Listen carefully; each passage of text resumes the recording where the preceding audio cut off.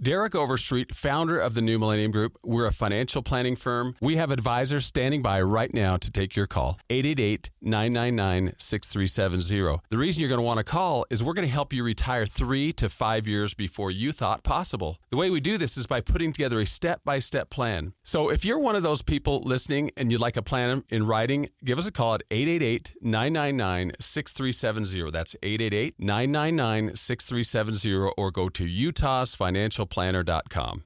Some of the most meaningful jewelry you own isn't new.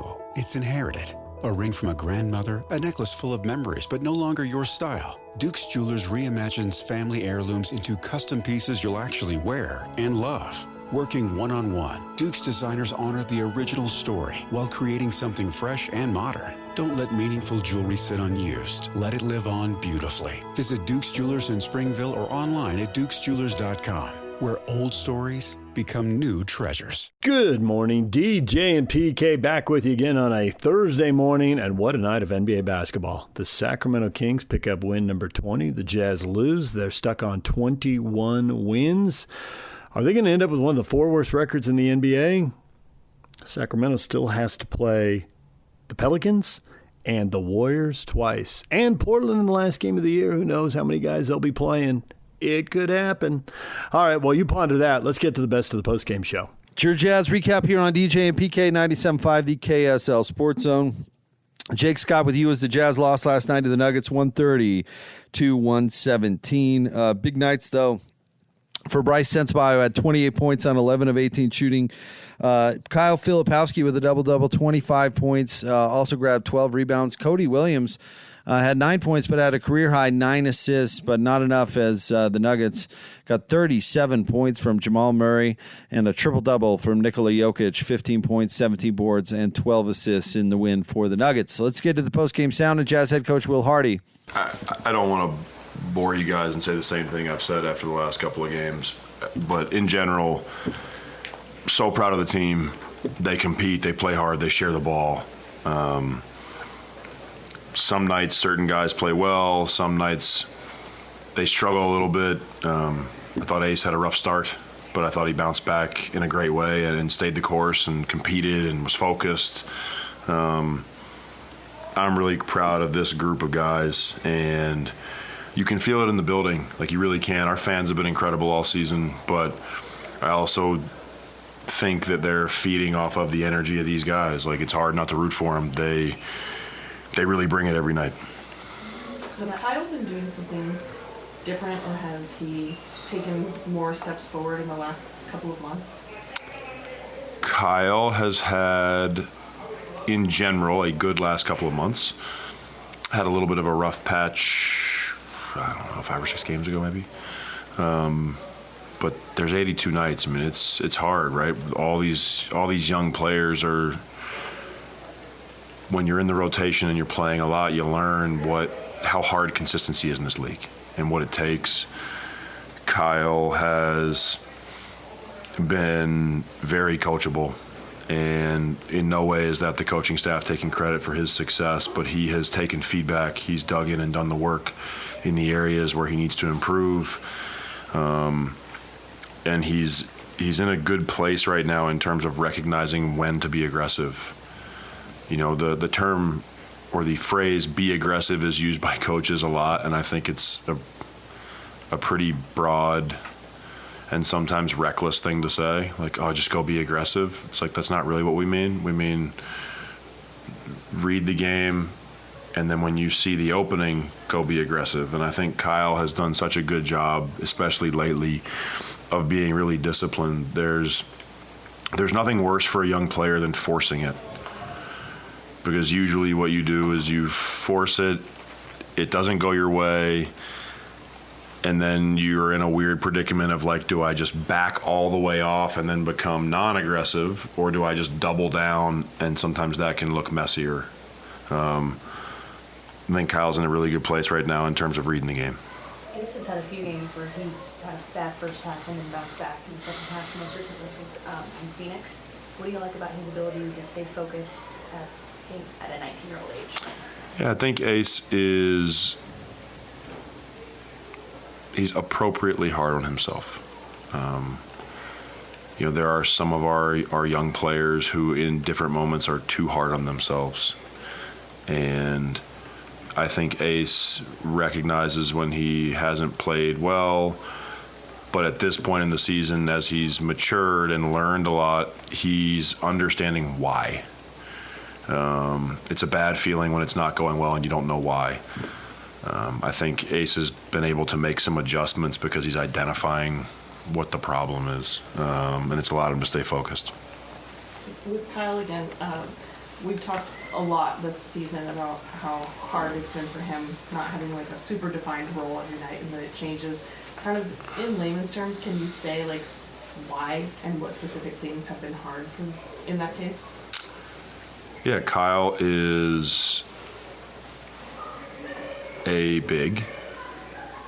Kyle is not a 5, but Kyle can play 5. Our 5s this season have not been healthy for a lot of the year. I mean, we lost Walker very early in the year. Lately with Nurk going down, it's forcing Kyle to play more 5 than would be desirable. I think in moments of a game or against certain matchups, Kyle can be a 5, stretch the court, change the concept that we're playing with, change how we're being guarded. But Kyle is not 30 minutes a night 5. It was nice to see him play with Oscar some tonight, and that was some of the intent there was let's give Kyle an opportunity to play his natural position for some of these minutes. And then you have to start subbing and the lineups change. But, I think that sort of covers why it's been a little bit off kilter for Kyle, but I think he's handled it really well. You look at Ace, Kyle, Cody, Flip. All right, Kyle is Flip. But just guys. Bryce. Bryce, thank you. Their roles are probably going to downshift some at the beginning of next year, on paper when you guys get some guys back. How do you think their games fit kind of in a downshifted role? I think they fit very well. I think it will be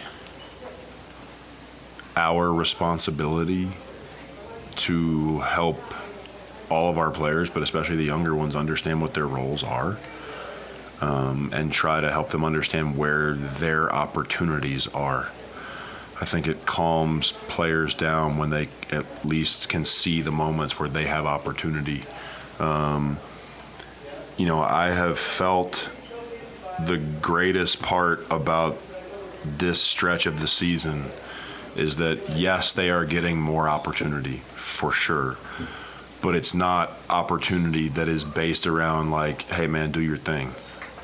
Like, we still have 32 assists in tonight's game, so it's still within a team construct, and so the thought process there is that it can translate. There are moments where Bryce or Ace have gotten hot and you let them take a few extra dribbles because that's just what you're supposed to do. But I would do that if Lowry was on the court. If Lowry was on the court and Bryce had hit 3 in a row, like, you get to shoot the heat check. That's the way it works. So I've been really proud of the fact that the guys haven't fallen into the trap of, oh, we get all this opportunity and some of these guys aren't out here, and so I'm going to just make it about me. I think guys have had big nights and done it within the construct of a team, and we're coming in at the end of most nights with pretty high assist numbers. I think it gives it the best chance to translate, but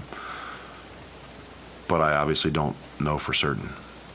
John Conchar just seems to fill like whatever gap is not being filled in the game naturally. Is that something that can be coached? Do you coach him on that? Is that something he just figures out and finds? I have coached John very little. I don't quite understand how he does what he does some nights. His ability to get deflections and his nose for the ball, his toughness, the understanding of like when to really, like, you see moments where like he really braces up and fights and uses his strength, and then moments where he pulls the chair, and he's got incredible savvy. I don't know if it can be coached. I mean, John has obviously learned how to play from other coaches along the way, but there's also a part of just whatever teams you play on or environments you play in, you learn how to fit in. But I think a lot of people can take things from John when they watch him, like the way that he still impacts the game without, when I'm being serious, since he's gotten here, I don't know if I've intentionally called a play for him. I've involved him in things, but it's never really been like, hey, this is for John. And throughout the game, he has big moments of deflections, rebounds, tip-outs, tip-ins. He's a winning player, and we have plenty of nights where it doesn't show up on the box score. Tonight it looked like it showed up pretty well, but he's a hell of a player. Like, it's nice to have kind of the Swiss Army knife type guys, because with certain lineups sometimes you just need a fourth or fifth guy that can fit in, and John does that really well. It's Jazz head coach Will Hardy. The Jazz fall to the Nuggets 130-117. Next up, Jazz take on the Rockets on Friday night in Houston. That game will tip off at 6 o'clock. Pre-game coverage begins at 5. There's the best of the post-game show when we come back. Tim LaComb joins us next. We're talking hoops with him. Stay with us. At Arizona State University, we've made online education better, smarter, and more personalized, so you can go further in your aspiring field. I decided to pursue medicine once I realized that ASU did have the online program for biological sciences. You're still required to learn the same curriculum. You're still being tested on the same content that anyone would be tested on in person. The comprehensiveness of the program prepared me so well for medical school. Explore over 350-plus programs at asuonline.asu.edu. Make game day yours. Tickets, food and drinks, stats, and streaming. Everything you need is in the Utah Mammoth app. Download today and make game night easy. Download on both Android and iPhone. Tusk Top. Derek Overstreet, founder of the New Millennium Group. We're a financial planning firm. We have advisors standing by right now to take your call. 888-999-6370. The reason you're going to want to call is we're going to help you retire 3 to 5 years before you thought possible. The way we do this is by putting together a step-by-step plan. So if you're one of those people listening and you'd like a plan in writing, give us a call at 888-999-6370. That's 888-999-6370, or go to utahsfinancialplanner.com. I sold my car in Carvana last night. Well, that's cool. No, you don't understand. It went perfectly. Real offer, down to the penny. They're picking it up tomorrow. Nothing went wrong. So, what's the problem? That is the problem. Nothing in my life goes as smoothly. I'm waiting for the catch. Maybe there's no catch. That's exactly what a catch would want me to think. Wow, you need to relax. I need to knock on wood. Do we have wood? Is this table wood? I think it's laminate. Okay, yeah, that's good. That's close enough. Car selling without a catch. Sell your car today on Carvana. Pickup fees may apply. We're joined now by Tim LaComb, former BYU assistant on Rick Bujarus' staff at Utah as well. Now you hear him on Jazz Pre, Half, and Post. Tim, good morning. Good morning. We were just discussing your boy, Tommy Lloyd. What is he going to do? Is Arizona going to win it all? Is he going to bolt for North Carolina? It seems like all eyes are on him right now. Yeah, they are. And, it's one of those unique situations. I think North Carolina's at least guys around our age, and Tommy's close to my age. That North Carolina carries kind of a different meaning, and obviously the Jordan brand and Jordan and everything else. So I would assume that is something that he will deal with at some point. Hold on one second. Sha-la-la-la-la, let's okay. So I think, sorry. I think his his focus, like he said right now, and I buy Tommy on this. He's pretty amazing to focus on what's at hand. And will they win one? I think they look pretty poised to do so, but I would say Michigan does too. I think those two teams, in my mind, probably have the best chance. So we'll see. But I'm really excited for Tommy, having known him for 20 years, and all of a sudden he's kind of like in the epicenter of the college basketball world. Did you go to Lukenbach, Texas last night with Willie and Waylon and the boys? I was playing Waylon. I tried to call you. I was doing a little rambling, man. I got that one figured out. So, 2 or 3 hours alone, I'm in my guitar room, so I was trying to mess with you, PK. I was unavailable at that moment, but I did get back with you. What do you know about Jacobson, the coach at Utah State? I don't know him. I've met him before. I don't know him great. We played, you and I, one time. We played him out in Hawaii for the Diamond Head Invitational. One of those years. And I can tell you this, his teams, when I heard the name, I was like, man, that's kind of a throwback to Stu Morrill. Really, really physical, really detailed, innovative. He's a guy who is kind of on the front end of stuff, but I mean, he is a guy who has strung together 400 wins at a place that, when he walked in there, I'm sure he wondered how he's going to win one. But over a period of time has really become a name in college basketball, and it's not a name that I'd even thought of. I was kind of on the search for young guys, but it makes a lot of sense. And I see him as a guy maybe that will stick around, for a handful of years and actually kind of do it to where they can pass it off, and get a little bit more control of that. But it's worked out well for him, and I think they hired a really, really good coach, another really, really good coach that will do big things in Logan. How important do you think it is that they got $3.9 million in buyout with the coach leaving, and then apparently spent $0 on the coach arriving? That seems like a little bit of a windfall that the Aggies ought to be able to use to their advantage in an era when the old school recruiting you went through is only important if the money is the same. And if the money's different, well, then the money tends to speak. Yeah. I had heard rumors that at least $2.5 million of that was going to Scott Gerard. So, just in a lengthy contract negotiation that they're finally able to pay the man. And he deserves it, don't he? Oh, he's got a voice of an angel. It's velvet. It's literally velvet. With Izzo and Hurley doing their thing, as like this NCAA tournament run has been fun to watch, obviously. And then you've got the deal, a little sideline note to it. Coaching players hard. And what is acceptable? What do players want in terms of being coached hard? Because those two guys do it. I think it's unique. We had guys that would come through and could take just about anything, and then we'd have guys that come through, and if you looked at them cross, they'd cry. So you kind of have to figure out who you got. But I think the biggest thing, guys, is especially this day and age, I think there's a relationship required. I think in order to jump into somebody and you see, and hear that off the court, these guys are a little better at probably than in the old days. I mean, Rick would blow everybody up and then he'd go get in a separate car and we'd all get on the bus and you wouldn't see him for a day,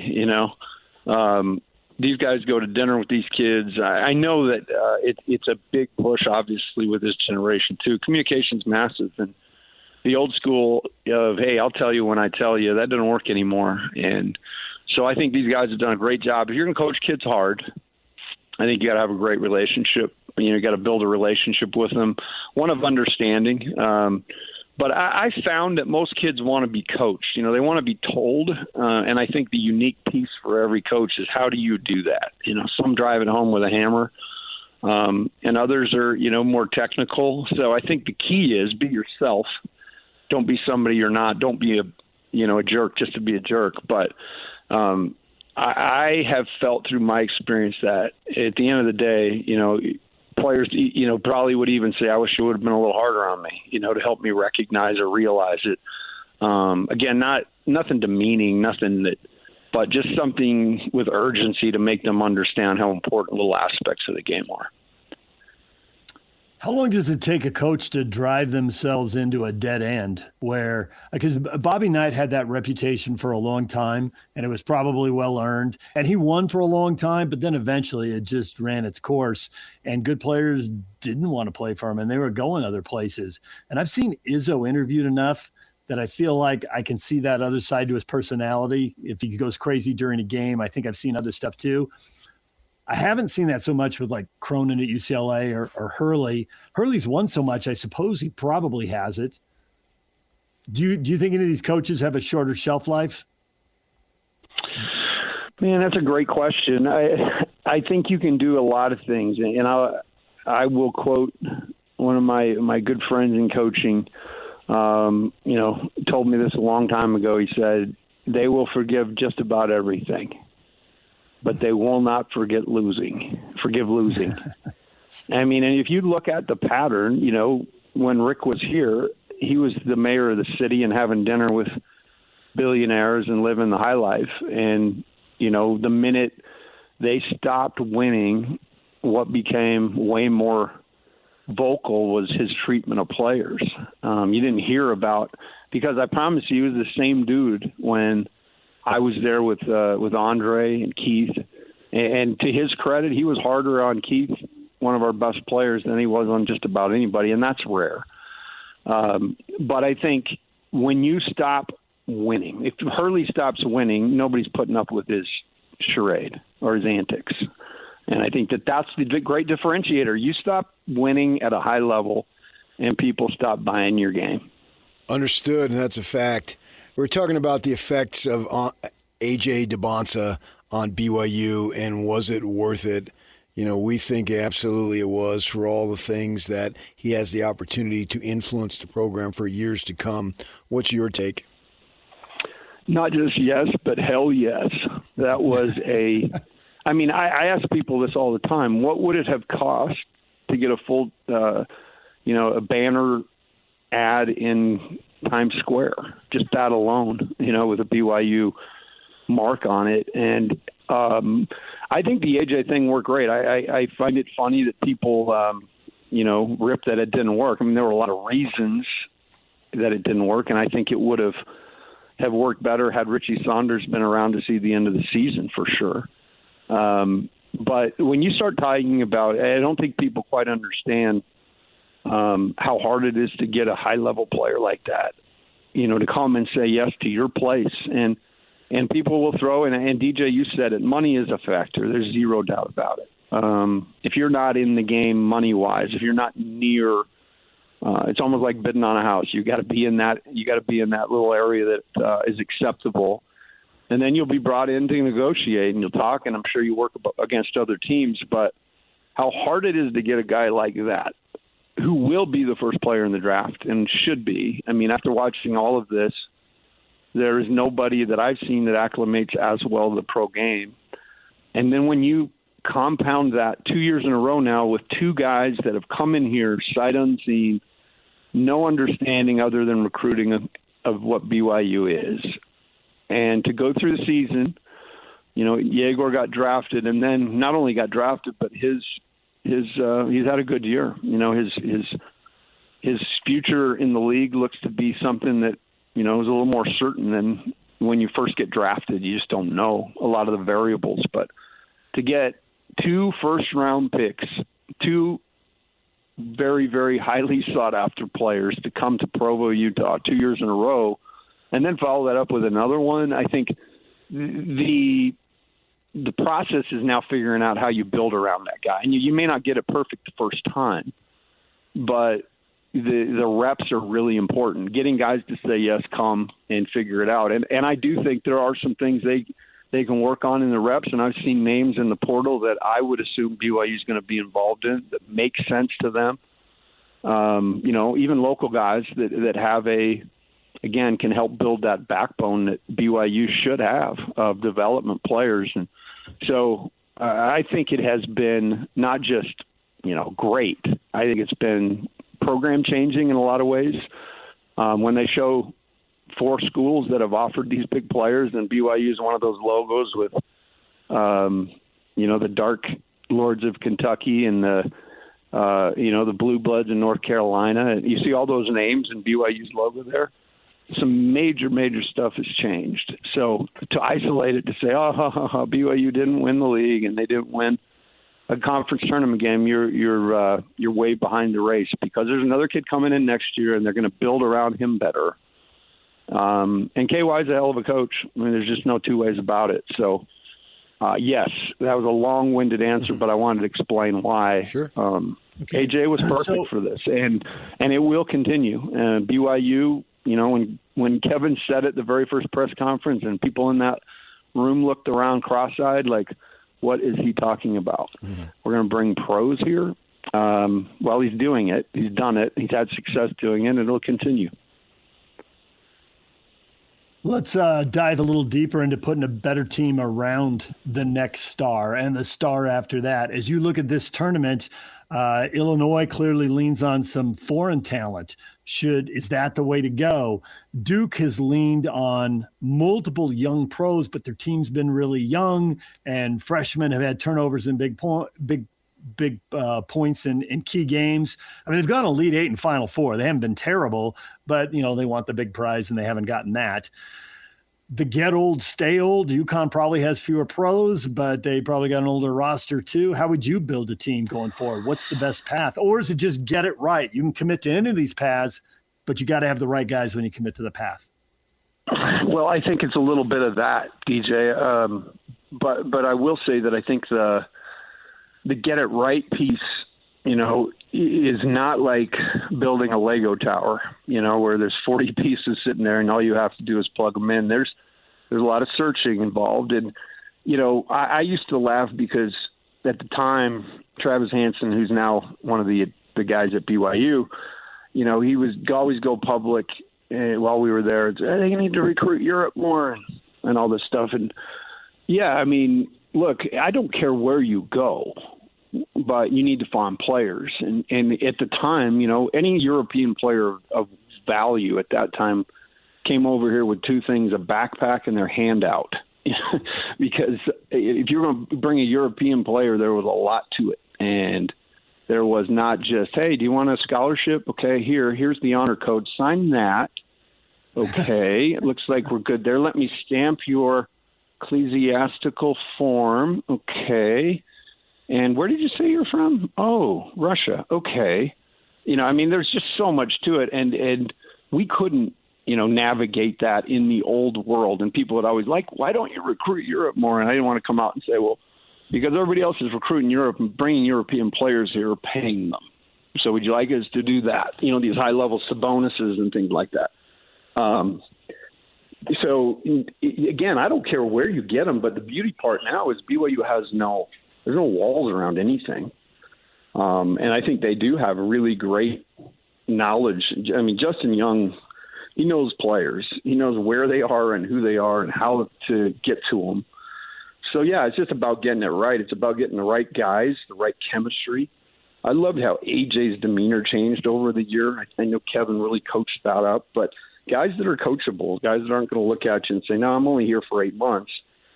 And I think that's what I've seen over the last couple of years at BYU with Mark and with Kevin is, you don't want to bring in mercenaries. I wouldn't bring a guy in here that's just going to be okay for 8 months. It just doesn't make any sense. So that's why in my mind, you go get a guy who really wants to be here, can play, maybe not play as good as that guy, but in 2 years and learning your vocabulary and practicing with you and pushing your other players, I just think there's so much value in that. Okay, so I'm a little confused, Tim. Are you talking about maybe back off the high-level guy and spread the money out instead of paying one guy a whole lot? No. I'm saying, get your high-level guy, but I'm saying in the other positions, like your Kennard Davis guys or your, the big they signed from the G League for 5 months or just those guys, just mercenary guys that are here for one reason. They're here to just play ball. And make it bigger than that. Bring guys in and they're here to play ball and help your team get better. And if they don't play, that they're not going to destroy things. Or, like the Catchings kid last year, that was worth a try because he's a young kid. But, that's a long-winded answer from a coach who did it a long time. But I do think the key to it is get it right. And get it right that's not a given. BYU had a much better team beginning this year than they did at the end because of injury. And I do believe Dawson Baker and Richie Saunders would have made a world of difference if they would have been healthy.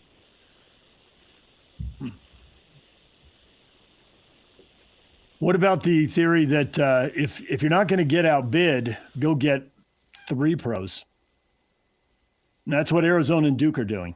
I mean, Arizona's not, as PK brought this up earlier, Arizona's not get old, stay old. Arizona's get several high-level young guys and then sprinkle a couple veterans around them.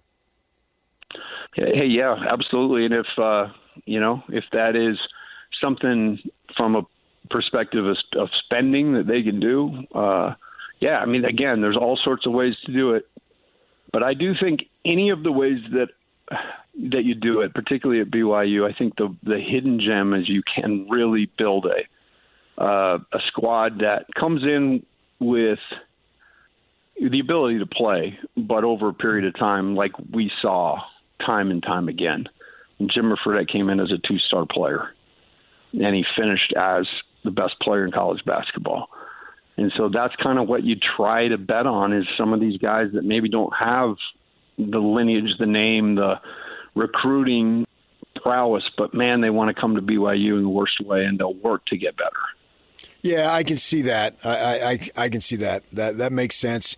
That's what BYU basically was built on, but the world is different now. You wonder, even if those guys, Dallin Hall left. I'm not saying it was a wrong decision by any stretch, but in the old days, would he have stayed and just felt like, okay, I'm a senior, I don't want to sit out, and so, yeah, I'll find my way to work, make sure I get playing time. And obviously with the injuries, he would end up at as much playing time as he could have handled, but he didn't know that at the time.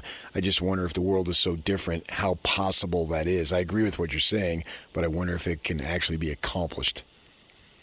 Yeah, it is definitely something to kick around. But if all else fails, man, the one piece that is real is BYU's opened, their doors in a big way the last few years to high-level athletes, both, football, basketball players that, again, at one point in time, BYU couldn't even get in the front room. So it's big, and now, yeah, you just continue to tweak it. But I would say 2 years, 2 tournaments, and 2 wins in 2 years in the tournament.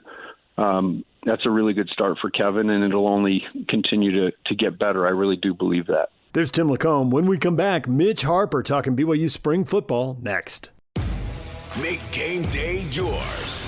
Tickets, food and drinks, stats, and streaming. Everything you need is in the Utah Mammoth app. Download today and make game night easy. Download on both Android and iPhone. Just top. Derek Overstreet, founder of the New Millennium Group. We're a financial planning firm. We have advisors standing by right now to take your call. 888-999-6370. The reason you're going to want to call is we're going to help you retire 3 to 5 years before you thought possible. The way we do this is by putting together a step-by-step plan. So if you're one of those people listening and you'd like a plan in writing, give us a call at 888-999-6370. That's 888-999-6370, or go to utahsfinancialplanner.com. Hey, sweetie, your mother showed me this Carvana thing for selling the car. I'm going to give it a try. Wish me luck. Me again. I put in the license plate. It gave me an offer. Unbelievable. Okay, I accepted the offer. They're picking it up Tuesday from the driveway. I haven't even left my chair. It's done. The car's gone. I'm holding a check. Anyway, Carvana, give it a whirl. Love ya. So good, you'll want to leave a voicemail about it. Sell your car today on Carvana. Pickup fees may apply. All right, we got Mitch Harper joining us now, insider covering BYU for KSLSports.com. Mitch, good morning. Hey, good morning, DJ. Happy to be on. Mitch, we all want the dirt. What is the coolest, juiciest morsel you've heard so far? What's the best thing about spring ball? That is a great question. I would say, the juiciest thing would probably be maybe some of the changes that you're seeing with some of these with Kelly Papinga's defense, most notably probably the edge rushers maybe morphing more into, outside backers. You're seeing like a Hunter Clegg kind of take on that hybrid role. And look, they last year he was more of a, bull rusher, kind of in the mold of a Tyler Batty. Clegg's leaned out a little bit. He's going to be more of that guy that you saw last year with Nusi Taumoi Payout, more of those type of body types. And I think that's something that's been a notable change in Kelly Papinga's defense, because, again, you're trying to identify what are the big changes between Jay Hill and Kelly Papinga, and, K-Pop with his background with Bronco Mendenhall and the successes that he's had with linebackers, Fred Warner, Kyle Vanoy. They love the, pass rushing linebackers from his time with Bronco. And A lot of those guys are kind of morphing into that. But, it's been kind of a ho-hum spring ball, to be quite honest. And I think another aspect, though, is that Bear Bachmeier, is earning rave reviews. And I think that's something that's important for BYU, that he continues to take steps forward. But, yeah, pretty much, ho-hum spring for BYU. You would think that maybe with the loss of Jack Kelly that it would take a hit at the linebacker spot, because obviously he's really good and he was fun to watch. But they got a couple of transfers in combined with the returners that I can argue that the position is even going to be better than last year, right? I think so. I think that, Kedu Luave steps right in and is one of the top guys on the team and a leader of that team for sure, from coming in from Cal. And, Glasgow, when he gets fully healthy and he returns in fall, he'll be really good. And, someone that's really trending up in spring ball has been Miles Hall. He was someone that played 2 years ago in relief of Harrison Taggart late in the season. If you remember, 2 years ago when BYU was undefeated, I think it was that Kansas game, and he stepped in and also played against Arizona State. Didn't really see much time last year, but he's someone I think that's expected to take a big jump this year. And you still got, an Ephraim Asiat, if they can figure out, really what to do with him and really find if he can be an every down type of guy if asked upon. But they've got options. They've got depth, and linebacker's always been a position that BYU has had success with. And then you got these, hybrid guys like a Braxton Lindsey, too, who's a former 4-star recruit, picked BYU over Oklahoma. And so just things like that. I mean, I think that's one of the big things that catches my attention with this team is that it probably is, you've got the probably the deepest team that Kalani's had since he, took over the program in 2016. But I think more notably is that you've got, second, third string guys that look every bit the part of what a starter could have looked like years ago for BYU. And I think that's just something that's kind of caught my attention, the body types, the measurables, the cliches, but they really do have a lot of talent. And even Fesi Sitake told me with, the wide receiver position is that they feel confident that they've got 12 guys that could play, and he wants to see the best emerge in this spring ball. And that's where you're seeing, a lot of buzz for a true freshman Legend Glasgow getting run. So they feel like anyone that steps foot into the program, they're expected to contribute right away. Whereas before, the thought early in Kalani's tenure was sign them, send them on a mission, then gray shirt them, then red shirt them. And 4 years have gone by and you haven't seen these guys do a thing. And then you think, well, that was a recruiting miss. Those guys have done nothing. And a lot of the players that were in their same recruiting cycle have already moved on in other programs. So I think their numbers are in a great spot. And that's creating this situation where they feel really good about the depth and linebackers at near the top of the strengths of this team in 2026. So let's go in the other direction. What position group would be at the bottom as far as depth, and where might there be a little nerves of, if there's injuries here? What position group would that be, and why is it running back? I think it's definitely running back. I think that spot is cause for concern after LJ Martin. I think Sione Moa, the fact that he's competing and he's been going through all the team portions of practice, I think that's been significant because there was even questions going into spring if he was going to be able to go. He told me that he probably shouldn't have played in the Big 12 championship game last December, that was too soon from his injury with the compartment syndrome. I mean, again, that was just significant stuff. And the fact that he's playing and that they still believed in him and that he's worked his way back, I think that's significant because if he's healthy, he can be a valuable RB2. He's probably a more dynamic, this overall athlete than maybe even LG, but LG is just so productive and he's going to be an elite player for BYU this year. But after that, I think there's a lot of questions at that running back spot. Devon Eka, another true freshman from Lehigh, he'll be probably in the mix as well. But I think on another position that's kind of thin a little bit is cornerback. They've got Evan Johnson and Trey Alexander. The third cornerback is probably, Mississippi State transfer Javen Williams.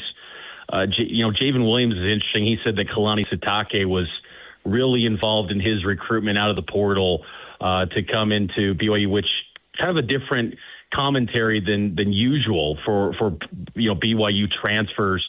Kalani was heavily involved in that one, but I think that's the spot where if Johnson or Alexander go down, I think that one could get kind of thin too. They like some of the young guys, but again, everyone behind those two pretty much unproven, and that's a little bit concerning at that spot. Who's backing up the Grizzly Bear at quarterback? I'd expect it's Trayson Bourget, but I'll admit, Aaron Roderick still doesn't just emphatically say it. It kind of leaves the door open, which is kind of interesting commentary when he was asked about that backup spot between Trayson Bourget and Enoch Watson. There's no spring portal anymore, A-Rod, so just no one can poach your guys. And look, maybe someone can always find a roundabout way to get out and leave a team, but yep. but Didn't he address Trayson that? Bourget. I think he addressed that at the very first availability he had. Obviously Jake Retzlaff, he found a path. So there's no portal in a formal sense, but there is a way. If there's a will, there's a way. Yeah, there always is. The walk-on side of things, you can always find some sort of path, even though the NCAA seems to be trying to have a shallow attempt to try to threaten, we'll take away budgets and football, suspend coaches for 6 games or something. So we'll see if that can actually work. But Bourget is probably the guy. I do think Enoch Watson from Arizona, the true freshman, is interesting. He's got a really good arm, and I think as far as maybe give you more confidence as playmaking ability, I think you'd like Watson a little bit more. But I think Bourget is probably the safer bet because if you did have to turn to that QB2, I think Bourget's, he's done a nice job with the offense. He knows the offense, and he was someone too that, as far as a recruit, his dad is like one of the founders of 7-on-7 football. It's a football family down in Arizona, the Bourgets, and I think he'd be a solid player for BYU, but it's just been interesting because A-Rod has never committed to saying like Bourget is number 2. In fact, when he was a high school recruit, BYU really didn't commit to him. They kind of backed off. He was heavily interested in BYU as a recruit. Instead, he goes and gets a scholarship at Western Michigan, and then he goes into the portal and picks BYU as a walk-on. This guy loves BYU, and I don't think you just reward someone because he's always shown up and wants to be there, but I think that he would be okay. He's going into his 3rd year in the program, and I think he's probably the guy that you'd turn to because of that knowledge of the offense, probably give him the QB2 nod. Switching a little bit to basketball, Mitch, the transfer portal is still a few days away from being open, but we've seen guys put their names out there, players at Utah and Utah State, but we haven't heard anybody from BYU. Have any idea what might happen? Yeah, that's to me going to be really interesting with BYU in the portal, and I think it's been noteworthy that they haven't had any sort of declarations that they've intended to go to the portal. I'd look at guys like a Dominique Diamande, a Tyler Moross, Bidou Ahmed, coin flip guys. Like, how does the coaching staff view them, and do those guys want a bigger role? I think BYU wants to have retention. That has been a calling card with the football program. I think Kevin Young wants that too, to just kind of build off of, some of the successes that this team had. But again, they got to upgrade that bench, and in particular, they got to get more size, and they got to have more shooters. I think that the size, though, is going to be critical for this BYU team because they just really had no offensive firepower with Keita, Bidou Ahmed. Staten never played. He was dealing with a knee injury, and he's someone, too, that I would lump in that bucket of how does the coaching staff view him? How does he view his role going forward as these exit interviews continue? We'll say, though, these guys have been I think many of them want to be at BYU. I don't think it's a case of this locker room was disjointed or anything like that, or issues from that standpoint. I think this was a team that liked each other, like being, teammates with one another. I think it's just kind of a situation of, does this coaching staff's views of this player align with what they want to reach in the sport? Are they patient enough too Because also when with the rev share, even though many teams are blowing past the rev share allotments with the College Sports Commission, BYU is still going to try to adhere to rules as much as they can. Like, they're going to find ways to get a heavily resourced roster, but still, I think they're going to try to play within the confines of that rev share budget. So by that sense, this is the first true portal cycle where that's in play. Last year, it was forecasted what the rev share allotment was going to be, but it was never in place. This is the first offseason where that's a thing. So that could cause maybe the total allotment designated to the roster being a little bit less than what it was last season with a star like AJ on board. Yeah, that doesn't that make you a little nervous though? I mean, and there's probably three groups of schools here. There's a group of schools that's going to blow right by that number. They are going to blow right by it. It's not a rule. They didn't sign the agreement. They're not living by it. We want to win. We're going to spend more money. That's one group of schools. There's a group of schools that doesn't have the money. So of course they're going to say they're going to live by it because you're in the Big Sky or the Big West, whoever, you don't have the money. But for the schools that could have the money, that's a little risky to say we're going to play by these rules when you know full well you're going to be on the court competing with teams that are not playing by those rules. I get why you want to say that and you want to be the school that follows the rules, but it looks like you're putting yourself at a massive disadvantage. And if people didn't sign the rules, it doesn't feel like they're cheating. They looked at it and said, no, I don't want to do it. They were up front. Can you really play by a different set of rules than the other power brokers when you want to be one of the power brokers? Well, then that's where you find those NIL, donors to find a lucrative NIL deal to kind of, build up the total budget. But from the rev share perspective, that's where it, gets a little bit cloudy, okay, a little bit of a gray area for BYU. But the total spend then can go through the roof because you're covering it with NIL. Which is what I assume the top of the Big Ten and the top of the Big 12 and the top of the SEC are all going to do in basketball.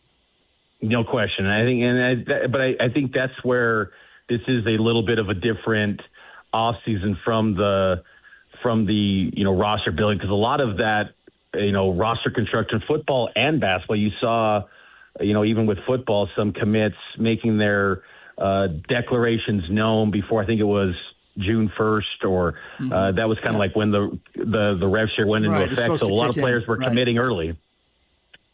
So if you just had to guess, counting recruits, how many new guys do you think would be on the team next season?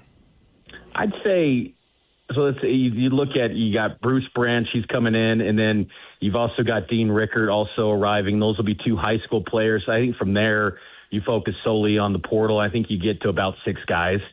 I think you need, about 4 portal guys to step right in and contribute. And, I think that's because you watched last night too with the McDonald's All-American game with Bruce Branch. He showed some flashes. He's a talented player, but I don't think anyone in this freshman class for this cycle pops the same way like Darren Peterson, AJ, Cameron Boozer did with the McDonald's All-American game last year.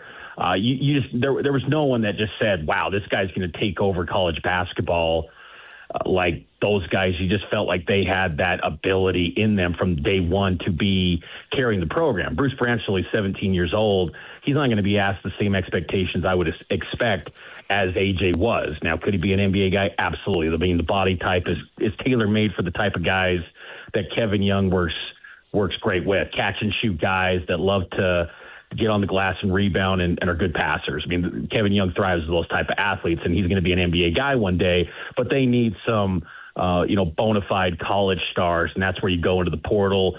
Ideally, guys that can shoot, and those are everyone's coveting those guys that are big guys that can shoot the basketball and extend out defenses. So I think, though, that's where BYU, the thing about them is that with their staff, they have a recruiting department where they are throughout an entire season. If a certain player hits the portal, they're going to identify and target that guy. They build out a board of kind of their potential, portal targets, as many of these Power 4 programs. So there's a strategy. And when those names hit the portal, April 7th officially, then it's go time. But as we know, I mean, behind the scenes, it's all, coming together right now to the point where I wouldn't be shocked if we see moves happening, like 12:01 a.m. on April 7th, like we did back in the day with NBA free agency. Yeah. So it could be pretty wild, I would expect. Kevin talked about shooting, shooting's a priority. He said that at the NCAA tournament. That was his immediate reaction. But when he steps back more and he looks at the whole season, looks at all the numbers, is he going to emphasize defense more? Because I'm seeing I got the defensive rating numbers in front of me. Arizona, Houston, Iowa State, all top 10 in the country. They're elite teams. BYU is 9th in the conference in defensive rating, and I think it's like 59th nationally. Like, they have got to get better defensively if they're going to get where they want to go. I totally believe that. I haven't heard him talk about it. It doesn't mean he isn't prioritizing it. What do you know? What do you think? Yeah, I mean, I think offense is always going to be priority number one, I think, for Kevin Young. And honestly, I mean, I think that if BYU could somehow, with an adjusted efficiency defense, in those advanced metrics, maybe get top 25, that would be a perfect world. But I think ultimately still you got to put the ball in the hole. Like even that Arizona game in the Sweet 16 against Arkansas, they gave up more than 80, but they put up 109. And BYU's, I think, they feel like personnel-wise this past year, they had that type of team. And even with their squad that reached the Sweet 16, they gave up 110. I think this year's team did get better in certain stretches defensively in the non-conference in particular than that first year under Kevin Young. But I think, in the latter stages of Big 12 play and in the postseason, it became a mess. And I think what was frustrating, I think, this year for this year, too, was just they just seemed confused the entire season. Even in the NCAA tournament against Texas, there were just these defensive lapses that you would have thought would be happening in November, and it's happening with the season on the line. I think that defense will obviously, they feel optimistic they can be better on that end, but I think still Kevin Young, his DNA is offense, and BYU is always going to be wired to be elite on the offensive end. And even though I don't think their offense was necessarily better this year, the way it was operating because of so much on ISO and relying on age, and they weren't spreading it around like they did in year one as much because they just didn't have the guys that consistently rely on. But I think that's just kind of who Kevin Young is. He's going to field teams that have a starting, where they could be a top 10 offense. And then defense, if they could get, have a breakthrough year where it's, top 25, top 30 in advanced metrics, then they're playing with something. They could make a run and go do the thing. But I think, having a little bit more fit size would help that cause naturally to pair up with what should always be a good offensive attack under Kevin Young. There's Mitch Harper. What is trending? The headlines are coming up next. I sold my car in Carvana last night. Well, that's cool. No, you don't understand. It went perfectly. Real offer, down to the penny. They're picking it up tomorrow. Nothing went wrong. So, what's the problem? That is the problem. Nothing in my life goes as smoothly. I'm waiting for the catch. Maybe there's no catch. That's exactly what a catch would want me to think. Wow, you need to relax. I need to knock on wood. Do we have wood? Is this table wood? I think it's laminate. Okay, yeah, that's good. That's close enough. Car selling without a catch. Sell your car today on Carvana. Pickup fees may apply.